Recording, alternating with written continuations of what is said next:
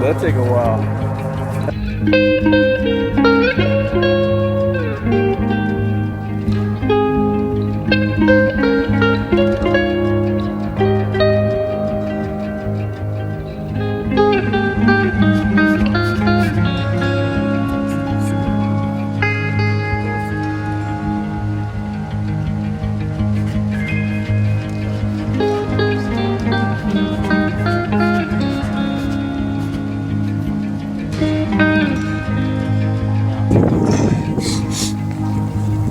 And this is how you come down.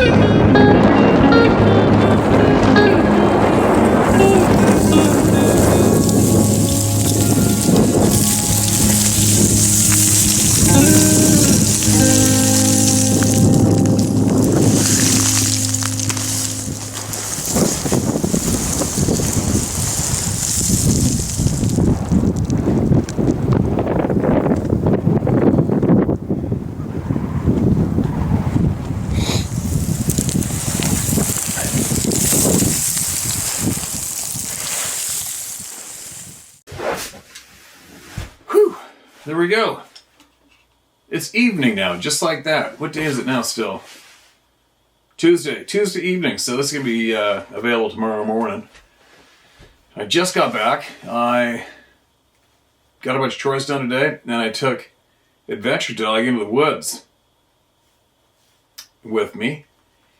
Trying to find a hill where we could possibly find a mature buck, and as well I had to get I put my scope from my 300 short mag onto my 243 model 700 Remington lefty, and it is now a laser. So, Sarah's gun's back in the safe. Excuse me. I'm gonna get more voices heard. I got a lot. Sometimes double up, but oh well, at least admission's free, right? Excuse me.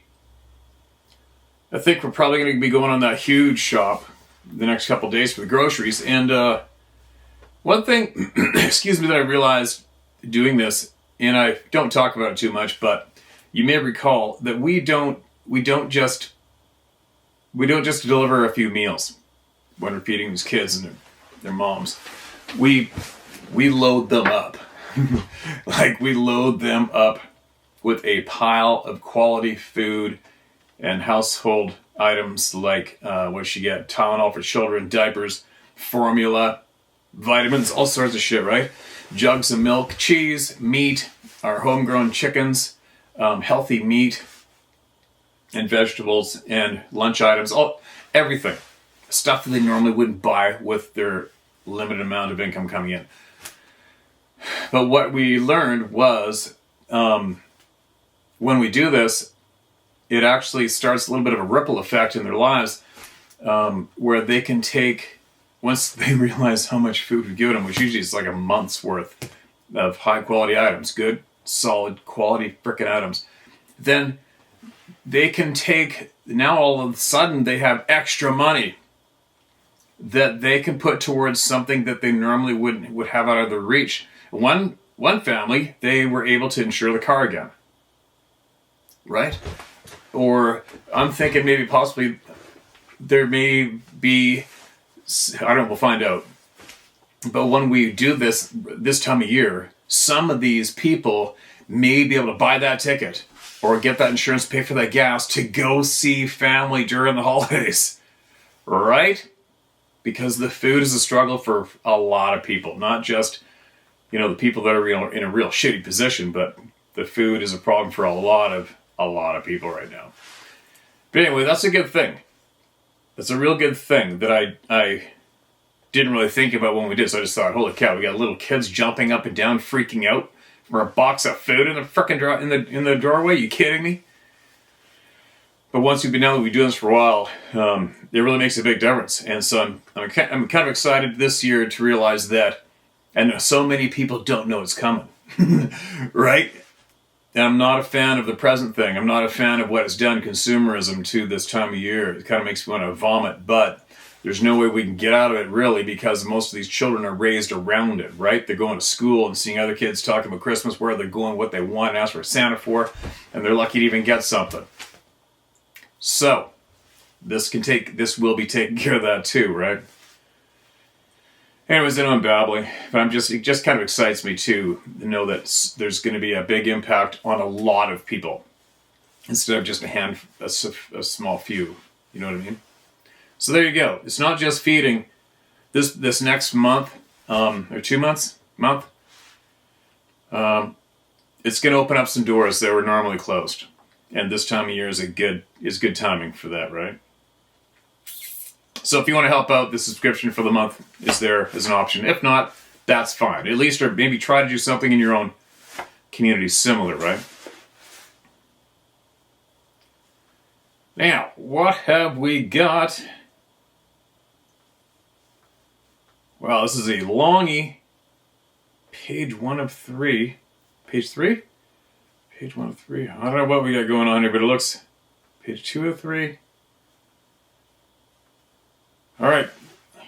I'm going in. This is a longie. It's a long one, but I'm going in.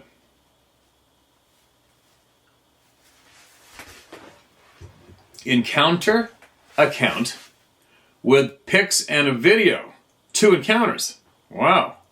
I don't know if those pictures and video are in here. We're going to find out. I'm going to have to do some digging. Hello, Steve. Or staff. There's no staff. There ain't no staff. Enjoy your stories, especially your message on predator control and the clueless jackasses that fight for something they know nothing about. Yeah, no kidding, right? I live in Ohio. And next to your neck of the woods and the PAC Northwest, Ohio has more sightings than any other state. And I truly believe they use as a corridor from the Ohio River straight up through the eastern part of that state. And for some reason, spent a lot of time and in great numbers in my county, Columbiana, which is about 50 miles north of Salt Fork State Park, where the, quote, grassman, end quote, name came out of. Plus, the Ohioans, who know they're around, support each other. It took me a few months to post this story, and I never received a single negative comment. Yes, I'm quite envious when I see your videos because of the scenery. My childhood dream was to be dropped in the middle of the remote Alaska with nothing but a rifle, a knife, and an axe, etc. I think you get the idea. I do have to say that I've been lucky to grow up a hunter and a fisherman in Pennsylvania and Ohio. And now I have my own property to hunt, and a wife whose family has a large farm, where I come across a Bigfoot nest. And upon my return, found my blind and trail cameras torn up. I guess violate mine and violate yours. Is that what they're doing? Who knows? I'm a real hunter. I usually hunting on my own because of the amount of douchebags that hunt. Weekend warriors that drink and litter. I'd rather hunt alone than end up in the clink because I shot a D-bag in the ass for dropping a beer can. Okay, enough stalling. That's a little drastic. Shooting someone for dropping a beer can. First one, a very short version. I was part of a fairly long and intense mystery investigation back in the mid-'80s when I was with friends camping in the woods outside of Columbiana. First we heard the loudest and most powerful screams any of us had ever heard. And instead of running, we had to investigate. Brain damage, I guess. We were on a county road about 2 to 3 miles outside of town, sneaking around and sitting under a huge pine tree canopy right off the road and had houses behind us with farms across from us. The screams came from behind the house that all had adjoining fences. So, we had to walk all the way around the fence. If I jumped the fence and if one jumped the fence and found themselves face to face with whatever, well, dead meat.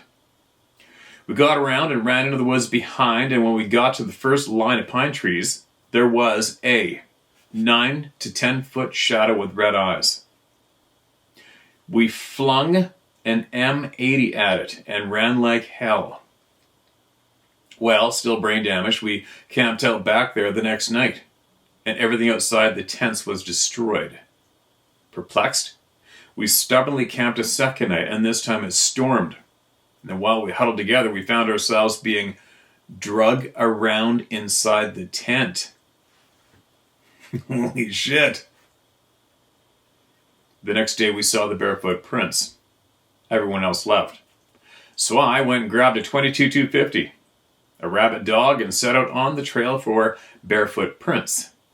After a few miles, I came upon an old camper with no way in, until I saw a bunch of marks that led underneath where I saw a hole in the middle of the floor. What? Read that again. That was confusing to me. After a few miles, I came upon an old camper with no way in, until I saw a bunch of marks that led to underneath, where I saw a hole in the middle of the floor. This is weird. So I figured, what the hell? And I crawled under and up in to find a pile of small dead animals, most with the heads gone. I saw the dog take off, and that was enough. I was right on his ass, headed home. Wholly random and weird. A few days later, I was sitting at dinner when a state trooper pulled in. And of course, everyone looked at me like, what did you do? Well, the trooper asked for me by name for information on farm animal mutilations that were going on in that area. The papers chalked it up to a satanic cult. And that was that. Creepy. Now for the piece de resistance. Sorry I first posted to Ohio Bigfoot hunters. Okay, I've done some serious soul searching before I wrote this, and it is the first time I'm telling this. I'm not looking for anything, and I'm writing this just for my own therapy. Here's my story. The last day of this past deer archery season, about 3 weeks ago, I was hunting a friend's property outside of Lisbon near a massive network of strip pits and high walls, and had seen no evidence, but had disregarded a few black glimpses. This was the last day, so I decided to set up right off a main deer trail on the ground between a few pines with a small pine patch to my back. After a few hours of not moving a muscle, I knew something was walking behind me, but I did not move because I thought it was a deer. I've had curious yearlings walk right up to me several times, if you're very still, and I couldn't shoot my crossbow in the direction behind me, so I kept still. Then, after something very close started moving behind me, and the hair on my neck standing up, I heard a very low, powerful, and ominous growl. And because it didn't make sense, nothing like that could be in the woods, I actually decided it was my stomach, until I heard it a second time. And at that same time, rocks started hitting the ground in front of me. Well, that was it. I swung around and nothing was there. So I blew it off, since your mind doesn't want to process it, since it didn't compute, and went to the edge of the pines. I got behind a woodpile because there was only 45 minutes of daylight left and I needed the meat. I don't want to hear shit about using a crossbow. I'm partially disabled and I want a quick kill. Yeah, it's funny how people they blow a gasket on a crossbow. It's so weird, right? People are weird. It's just a tool. As soon as I got down, 3 deer started to come towards me, and I had cover to get into a good shooting position, actually getting my red dot on my target immediately. The deer then, for lack of a better word, freaked out at something behind them. They started running at me and snorting, which they do not do. Ever. Then they started to shoot in all directions and out of the woods. There were cut hay fields between the strips of woods, then disappeared. I've watched these 3 deer go this route 6 times, and this time I could actually feel their dread. So I got up, started towards my 4-wheeler. While I was walking the edge of the field and the woods, another deer came out of the woods across to my left and headed towards me. Again, I was ready to shoot when this deer started running back and forth, snorting constantly. And I mean running frantically in all directions in the open while snorting. And then it was when I looked up, that I knew what was going on. There was a large Sasquatch marker in front of me, straight branches and logs arranged through and around a tree, and the tree beside it was snapped off about 9 feet up. All the other trees that were damaged or bent over were in the opposite direction, so I knew it was part of the marker. As I stood there taking pictures, I heard, then saw, a massive tree, 90 to 100 feet, in the woods about 50 yards across the field to my 9 o'clock, being shaken violently by a massive dark figure, followed by a massive grunt and the loudest tree-breaking sound, simultaneously with the grunt, I had ever heard. It was unbelievably mind-blowing loud, and I knew I was the focus of his anger. So I pulled up my 9mm, making sure a round was chambered because I thought he was going to charge me next. I knew I'd probably need to wait until he was 10 feet away and empty the mag into his head because of the lack of firepower, although I did have it loaded with hornety zombie killers. Like that would matter. Probably piss him off more. But when I started to think again, I realized there was nothing. No noise, no movement, nada. What the F? After I settled down a bit, I made a video recording of my thoughts and what had just happened. Link to video and pics of marker below. Then I got on my four-wheeler, drove towards the edge of the woods where the tree fell, and sat there with my brights on. But I was unable to see any movement. The people who owned the property raised and sold gated Tennessee walkers. I'm one of them myself, along with a stubborn paint mare, but I had asked them about the stallions they had to stud. They said their best stallion was up on the high wall, exactly where the growling came from at me, and fell off a 100-foot high wall by a black bear, which didn't make sense to me until now. What really keeps this popping up in my mind, and what I still grapple with, were the growls. And I mean, these were deep, soft, yet rumbling growls. Was he standing behind me? I know the vocal power they put out from my previous encounter, and I would have sworn that a curious young deer was sniffing my back right before hearing it. It was that friggin' close. Was a Sasquatch standing behind me pissed off, debating on popping my damn head off because I was hunting his deer? Anyway, that's what happened, and I needed to share with someone. Thanks, and I'll let you know the next time I run into one, which I know won't be long because deer season's a few months away, and I now have a heightened Bigfoot search mode that goes on every time I hit the woods. Don't we all? People in Ohio kill every coyote you see. Their populations are exploding and nobody's doing anything about it, and they're killing way too many deer. Make the internet great again. John. Link to pics and video taken 2 minutes after encounter.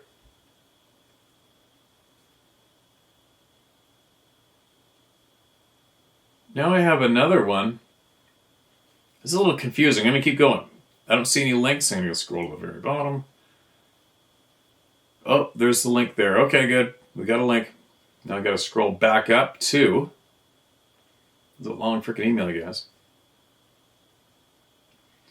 Page 1 of 3. So you see what I'm looking at, so I'm not psycho, but so it ends, and then it starts again. Page 1 of 3. I don't know what order these are supposed to be in. We're just going to keep reading. We'll make sense of it. Page 1 of 3. I've had 4 encounters so far in the most active part of Ohio, which is actually quite hard to believe based on the sheer amount.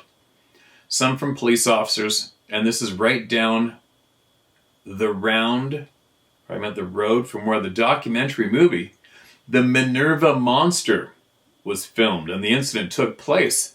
Never heard of it. Have you guys heard of that? The Minerva Monster? Ohio, after your neck of the woods and the Pacific Northwest, has more settings than any other state. All right. This is a full next email.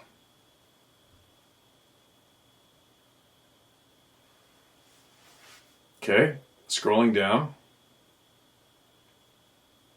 Now I got a screenshot of type. I know, a little unorganized, but we're all here together for the first time, right? And that is the same email.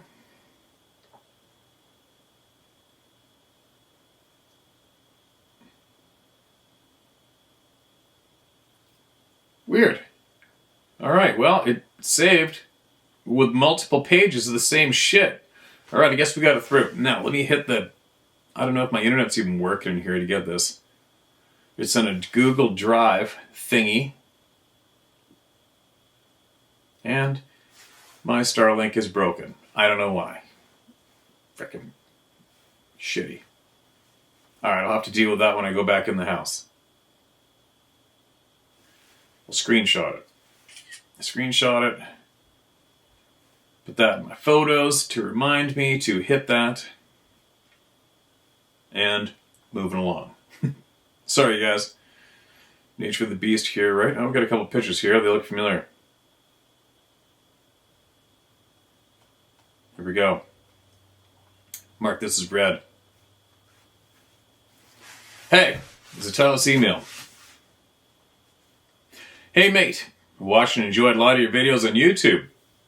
I've had this email written and adjusted for almost a year. I'm not sure if it's interesting enough.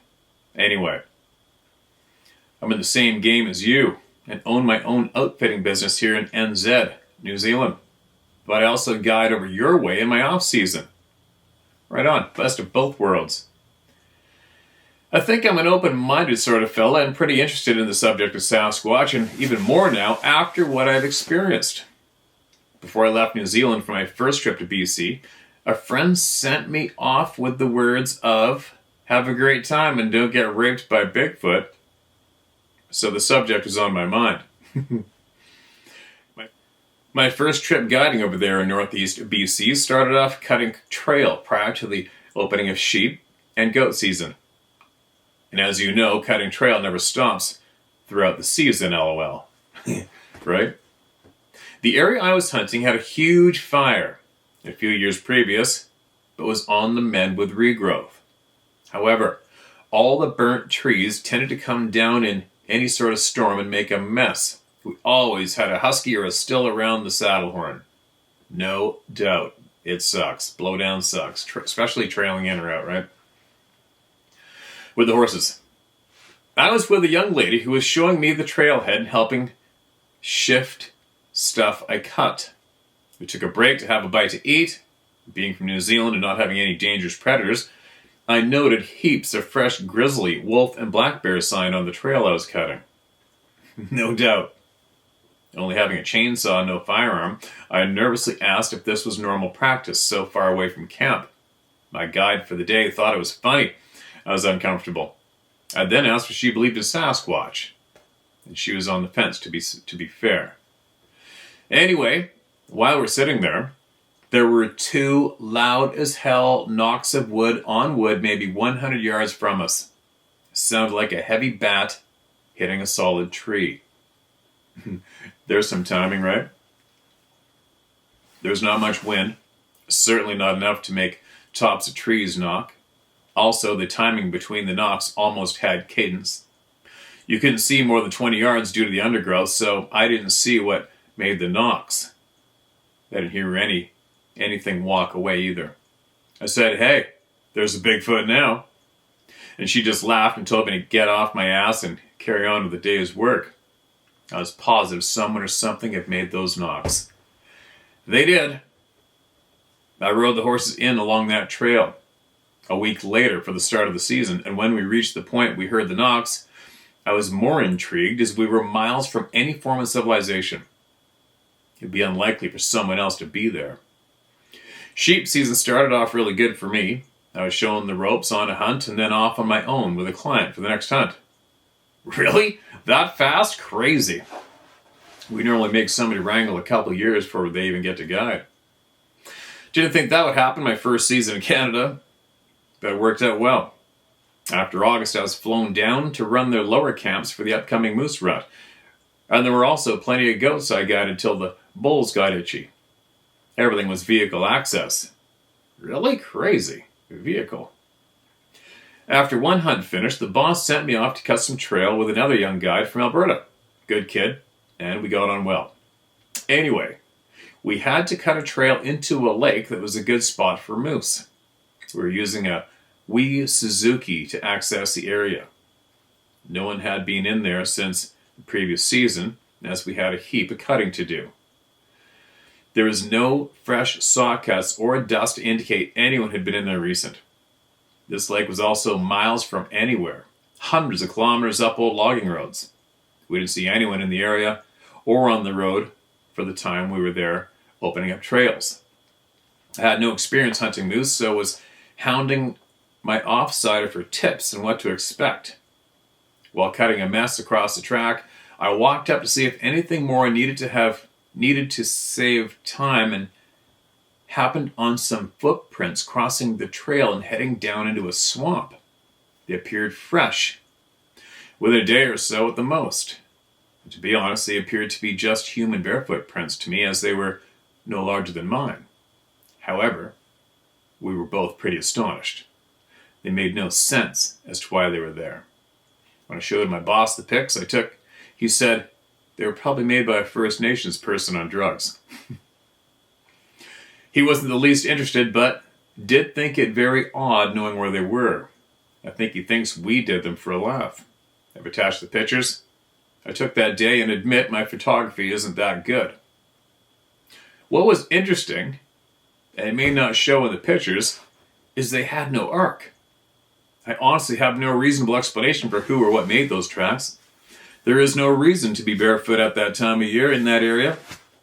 If I had seen one other person in the time I was in that area, I would have just assumed it was them. And this is hours from where you turn off a disused logging road. We had to use 2x10 planks to cross a washed out bridge. Had to frickin' drive back 2 hours to get them from our cabin. I just can't stress enough how I'm finding it hard to say it's not a Sasquatch. The whole scenario just doesn't compute. What else could it be? Why did the trackway not continue along the trail if human? Anyway, hope I didn't bore you. My alpine hunting season only just finished here last week. I'm really looking forward to flying over to BC in a few weeks for the upcoming season. I can't wait. I love your part of the world.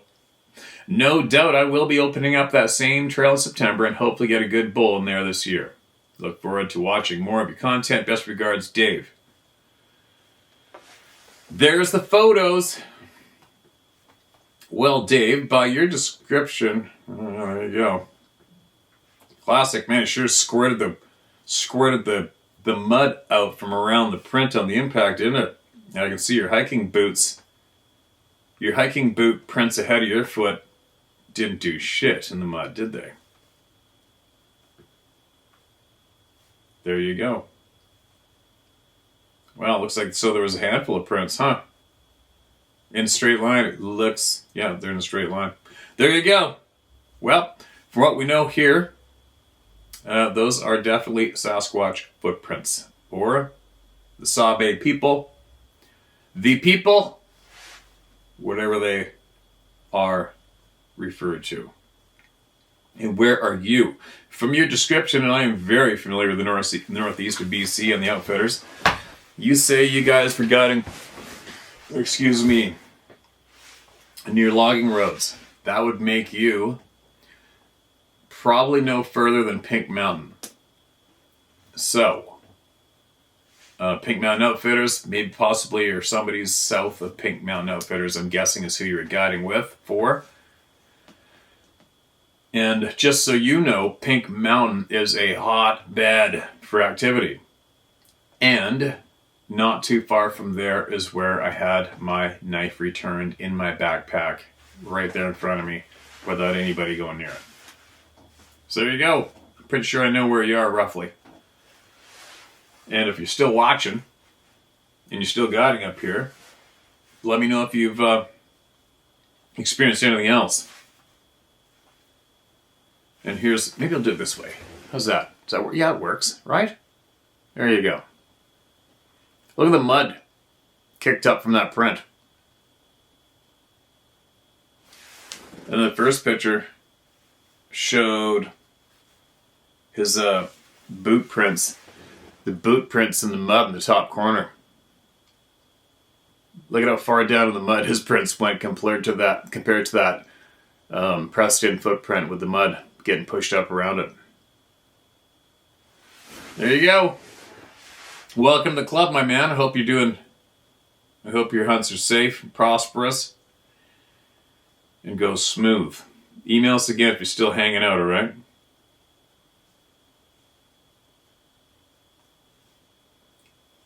Three stories for you. Area photo. It's the title of this next email.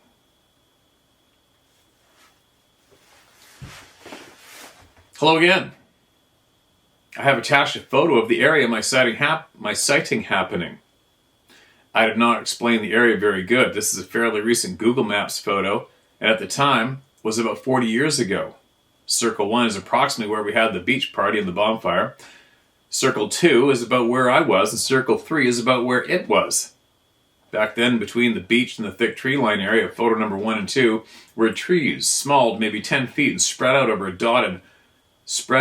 or dotted along that area. Not as thick as they are in the photo. I was going from the bonfire to the cemetery road. P.S. I enjoy all your stories. Well, sorry, that's not going to make too much sense to us, is it? Because we don't have the first email. But I'll share that anyway in case somebody can make sense of that. But there it is, next to the ocean.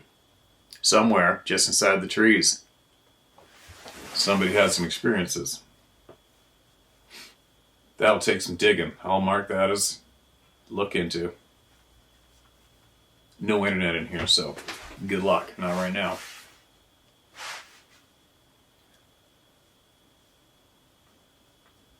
This is titled, I Have Two Stories. Okay. First is the not so wild one. Back in '94, myself and two lady friends were sunbathing in Parksville, on the river about a mile off the highway. Right over here. I was a bit hungover and was napping on the big rocks by the car. My lady friends had felt brave and went topless, up a bit from me. And all of a sudden, the two chicks came running, yelling at me to help them. I jumped up and said, "What?" They explained how someone was throwing small rocks at them and rustling the ferns on the opposite side of the Old Englishman River. I didn't think it was a Bigfoot, but that's what they are heard of doing, and my lady friends were hot, so I would probably throw shit at them too, LOL. And that's my you never know story. The real messed up story was 1979, back when I was 10-ish, in Winona, Ontario.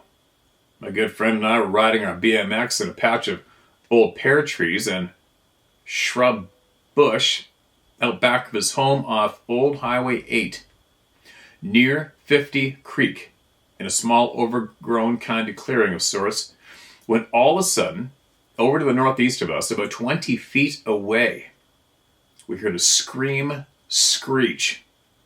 so loud, we felt it like a jet plane through our chest. Buddy, we were shocked, almost frozen in a strange trance-like fear. We could see a big black person, or something, standing on the ridge, still screaming. Now we could make out the front because the light was behind it, or them. My buddy was so afraid, he dropped his bike and ran through the pear bush to his house. I wasn't far behind. When we got back to his house, his mom was like, "What the F?" My buddy had thorns sticking all over his body. He never talks about it. A night after the incident, myself and a neighbor saw two glowing yellow eyes behind my house across the grape vineyard. The grape vineyard. Vineyard.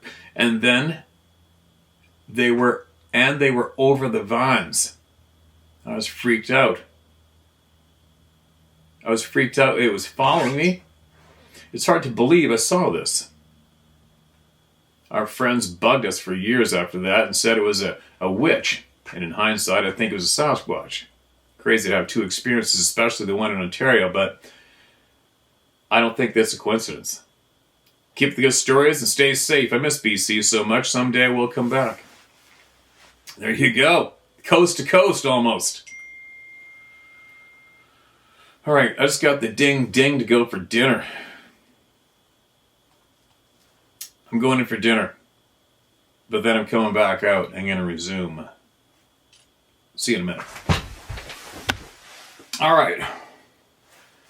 We have another one. This is titled Bigfoot. Thanks for giving folks like me the opportunity, and thanks for defending us publicly. I hope you will enjoy the story. It's not mine, but rather my grandmother's. All right. Appreciate the kind words, and you're very welcome. It's too easy. South Bastrop County, Texas, around 1912. My grandmother, Sylvia Sims, was the oldest of 7 children.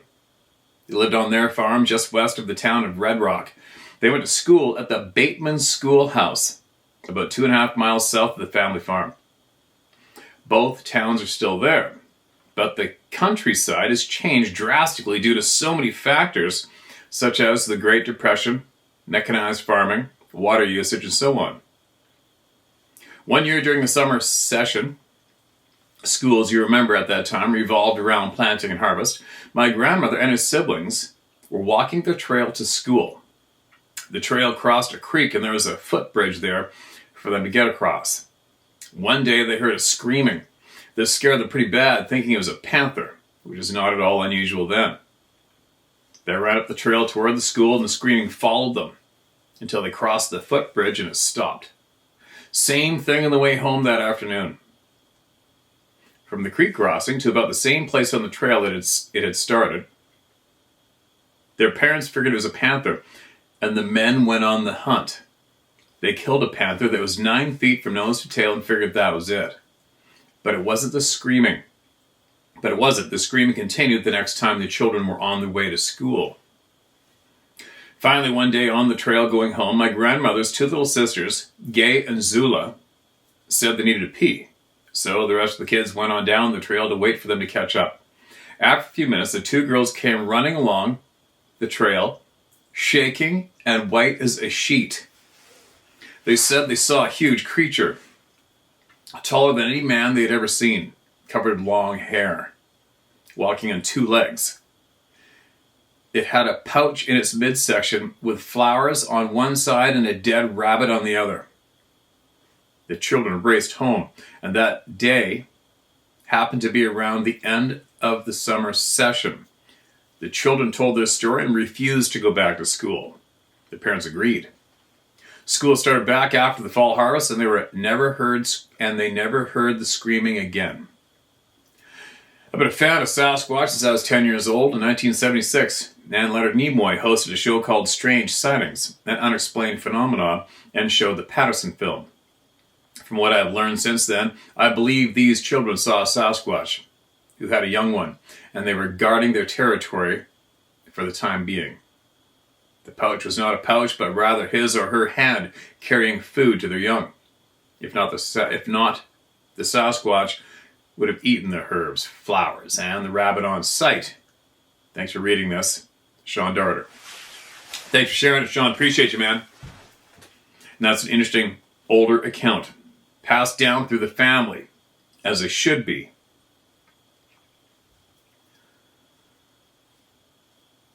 Excuse me.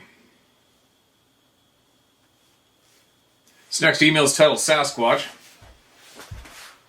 Not a personal encounter, but my father's best friend, who I happen to be good friends with, his son. Back in 1981, a stretch of forest named Honey Island is perched along the Pearl River, which separates Louisiana and Mississippi. My father's hunting partner was the one who encountered it, and my father relayed the story to me several times since I was a kid. My father, Jerry, and about 10 other members of deer hunting club in said location. One morning, everyone spread out to their designated deer stands. They had a determined time to meet back up at the cabin, and Jerry never showed up. They went to Jerry's stand to check on him, and according to my dad, he was pale as a ghost and in shock. He said, a tall, hairy being walked within 15 feet of his stand. When he asked why he didn't shoot it, he said he wasn't sure his .30-06 rifle would kill it. He said it smelled like shit also. This is back in 1981, about 5 years later. It began to become a common occurrence as it gained the nickname Honey Island Swamp Monster. Search for that one, sleuths. My father is 74 years old, Vietnam veteran, and he can't remember many more details as related to him nowadays when I press him about it, other than Jerry stressed it was walking on two legs and definitely not a bear. These were all men in their 30s at the time and had been hunting all their lives. I'd be happy to answer any more questions you have. Jason, there you go, my man. Appreciate that. Share with all the people here. Stacking it in with the rest of them. All the other tens of thousands of eyewitnesses.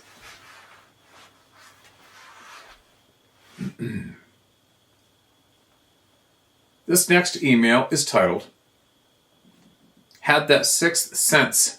Possible sighting, Nantahala Forest. Excuse me. Hey Steve, thanks for your work. The Nantahala Forest is where the Atlanta Olympic bomber Eric Rudolph hid from 1998 to 2003.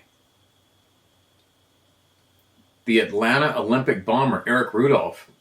Is that the Unabomber dude? I've had experiences in or nearby. None are as interesting as yours. I haven't told anyone. First was in the 80s. A group of us would go camping and hard drinking. Buy a gallon of whiskey, throw the cap away, so we had to drink it all type drinking. I was the first one awake next morning, and I took a walk up a slope and away from the river. I came to a meadow with cedar trees about 20 feet tall, spaced a few yards apart. And around these trees were these perfect circles of fallen needles over a foot deep. It was still misty with air moving down the slope towards the river. I saw a hawk in a tree about 30 yards off and just watched him for a while. I started back down the slope, and the hawk flew within about 10 feet, nearly pacing me, looking at me. It was total silence. I was thinking, how cool was that? When a sense of fear came over me. I stopped, was silent, and looked around and listened. I didn't see or hear anything, but had stomach knotted up and hair on my neck standing up. I walked slowly back, listening and watching. I took a girlfriend camping and fishing. I didn't think much of it at the time, but saw a big brown trout still alive with a big bite out of its back. I just figured it was a bear or raccoon. That night we were sitting at the fire. I heard a bullfrog down the river and joked that it was a bull moose and how dangerous they were and that it was mating season. She was taking it all in.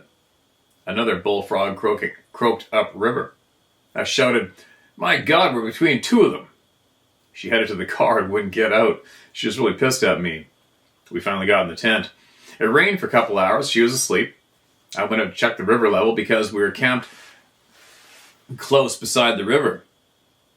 I was shining the flashlight along the opposite bank, and I saw what I thought was eyes reflected back. At first I thought raccoon in a tree until the light started moving toward me. There's no animal in those woods that will walk toward a human unless it's rabid. The adrenaline hit, and I held the flashlight tight, and I drew it back as a weapon. Heart pounding. I lost reflection and froze, listening and trying to see into the dark. The reflection was blue-green and flashed white once. I grabbed the camp hatchet and lay looking out the tent until it started getting light. I was scared. I've been in the woods a lot, and no bears, deer, raccoon, and have had skunks walk across my feet. This was something different. At first light, I tried to gauge the size and distance of a reflection on the opposite bank from the spot I had stood. It was about 80 feet to the tree line. Whatever it was had to be out of the tree line and 10 feet above the water. Might have been an owl, but I've never heard of a wild owl coming towards people, and it wasn't moving as fast as a bird in flight. We packed our stuff and left, and she was ready to go, and I was beyond ready. No way would I say what happened after the frog prank. No way would I say what happened after the frog prank. Several years later, I was riding my motorcycle in the same general area on the Dragon's Tail Motorcycle Road. I headed out of the mountains, but it got dark and turned too cold for how I was dressed. I pulled down a road by another river where I knew people camped. I went past several campers and found a spot, got the tent and blanket and went to sleep. And something woke me up in the night. I don't know what, but had the same sense of terror. I grabbed my stuff, wadded up, tied it down, and left. I was freezing and trying to hug the engine for warmth. I stopped for coffee. I had to warm up till the sun came up. After seeing your videos, I looked it up. There have been lots of people who had seen big, hairy, upright animals in the area.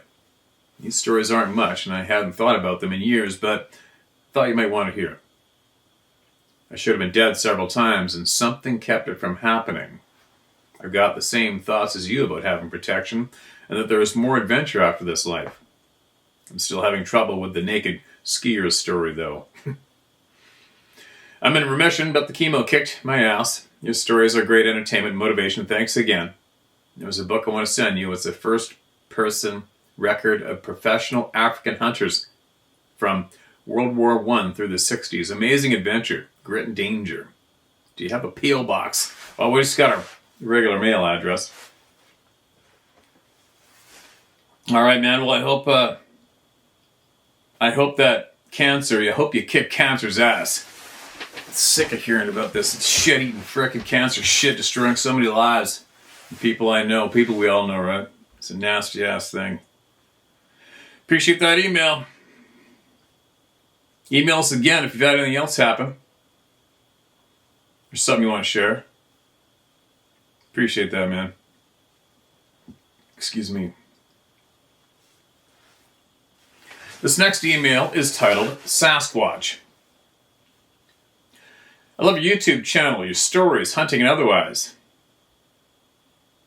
Your stories, hunting and otherwise, are incredible and very entertaining. Anyone can see you're a straight up dude, no bullshit. Well, here's one of mine. Appreciate the kind words, thank you. I've never been much of a hunter, but I've always enjoyed camping out and partying. Weed, don't judge me, haha. In the forests of Pennsylvania. There's no judges here, and if they are, they get their asses blocked.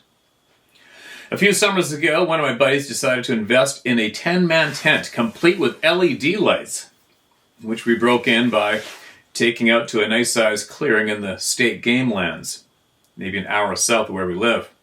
All afternoon, there was this awful odor in the air, kind of a skunk musk, mixed with decaying animal carcass that followed us wherever we went, even in the Jeep, with the top off. That night, we're sleeping in our sleeping bags on top of army cots, and I get awakened by the sound of dull thuds and footsteps outside the tent, like someone running around messing with us. Naturally, I wasn't coming out to investigate until morning. I found several baseball-sized rocks scattered on the ground that weren't there previously. I said nothing to my buddies, but I had an idea what was responsible. I fast forward to the following afternoon. It was getting late and the sun was setting. We're standing around outside the tent.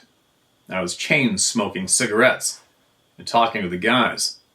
Then I thought I heard a cow, which was effed up enough since we were in the woods, with no farms nearby. But as we talked, the mooing continued, and no one else seemed to pay it any mind. I focused on it, and over a few minutes, it stopped sounding like a cow, but more like a big dude with a deep baritone voice, doing a bad imitation of a cow. As I was trying to figure out which direction it was coming from, my eyes scanned the tree line, and that's when I saw it. Standing in the high brush just inside the cover of the trees and out of the fading sunlight. The massive silhouette of huge shoulders, arms, and a chest with a hint of a head in between, like a life-sized jet black cutout of the Incredible Hulk at his biggest and angriest, swaying back and forth about 50 yards away, maybe closer. The arms were longer than a man's and ended in catcher's mitt-sized hands, which must have balled into fists since I couldn't make out any fingers. I tried to watch it from my periphery at first, stealing glances while pretending to pay attention to my friends who were oblivious to it and everything else besides whatever the hell they were talking about and facing another direction. And then I looked directly at it for several minutes before turning away, and when I turned back again, it was gone.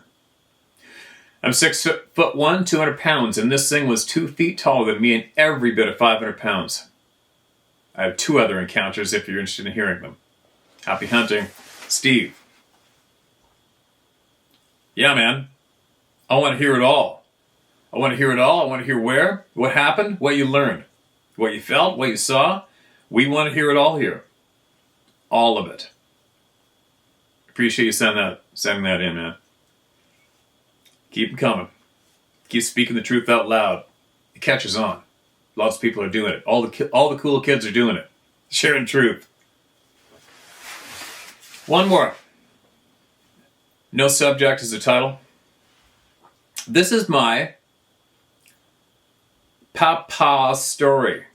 Pawpaw story. It's spelled P-A-P-A-L-S, but I think he meant Pawpaw.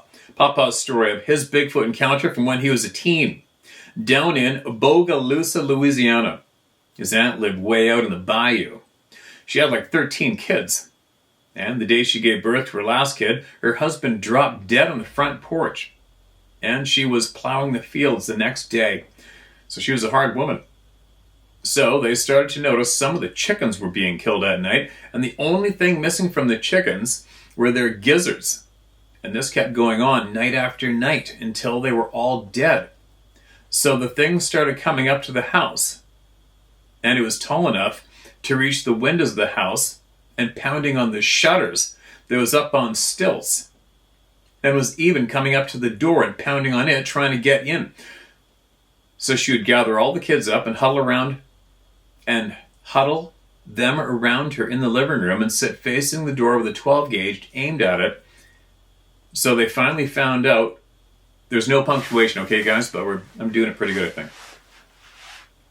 With a 12 gauge aimed at, so they finally found out they would come up to the house after her 2 oldest boys would leave for work at night. So they had my Pawpaw drive their car off while they were hiding under the house with 12 gauges, waiting for it. My Pawpaw said as soon as he was driving off, he saw it in the rear view mirror. A huge, hairy creature came walking out of the woods and put his hand up on the 6-foot fence post and stepped over it like it was nothing. And as soon as it stepped over my Pawpaw's cousins both fired. He said he saw it hit the ground and then jump up and then jump over the fence and haul ass out of there. My Pawpaw's father was the county sheriff, and Pawpaw told me his dad got a call that night from a terrified guy that was pushing his motorcycle home from town.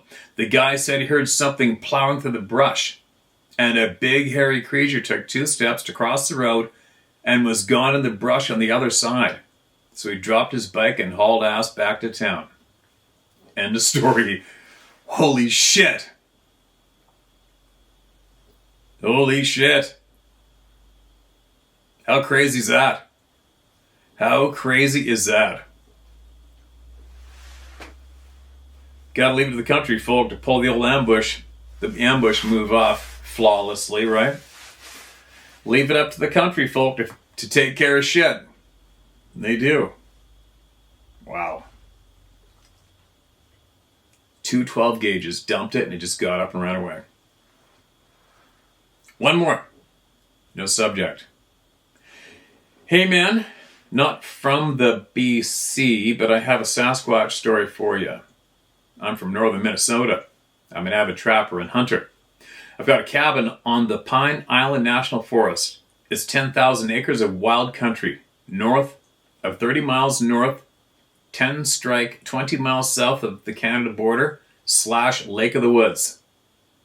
I was up snaring beaver through the ice on Skidoo in the winter of 2013, deep snow. I spent 2 weeks alone at the cabin, 11 miles on the sled from my pickup.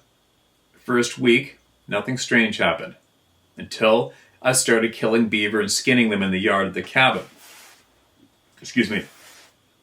I noticed the first strange thing when the gray jays stopped coming around and eating the beaver fat.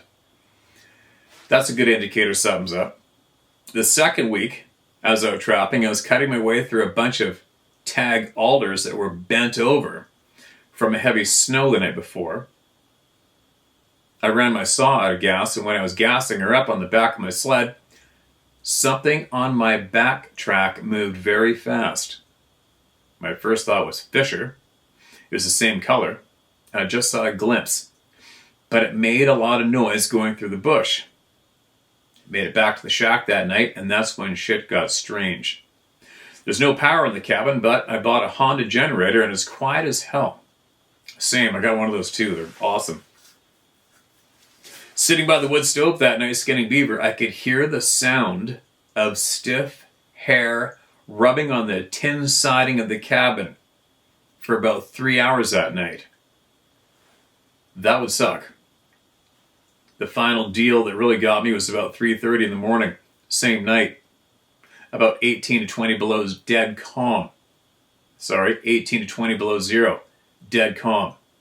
I was sitting awake as hell. I could hear the bastard walking around the shack. It sounded like a man in pack boots in squeaky hardback snow. There's been 7 people at that cabin in 15 years, and pretty sure that thing followed me and might have been eating the beaver carcasses at the shack. Thank you. I hope you share my story. I'll be watching. I love your channel, man. All right, so you didn't mention about the tracks outside when you got out of the cabin. I guarantee you the audience is going to ask about that right away. And you're not the first trapper to report in. That's for sure. Actually, I had a friend of mine I used to guide with up north. He lives near where I hunt solo for deer up north.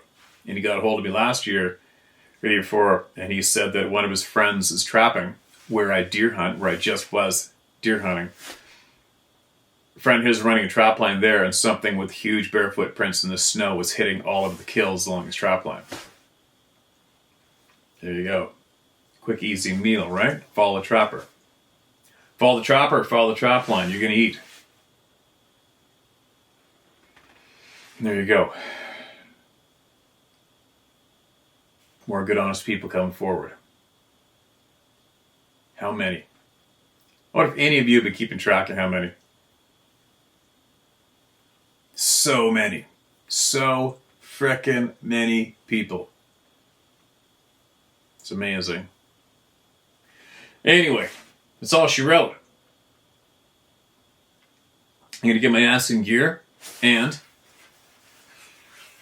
I'll be back again next day. I'm not going to stop. Nobody can stop me. There's a lot of people out there that wish this channel will go away, but whatever they're wishing is going the opposite. See you tomorrow.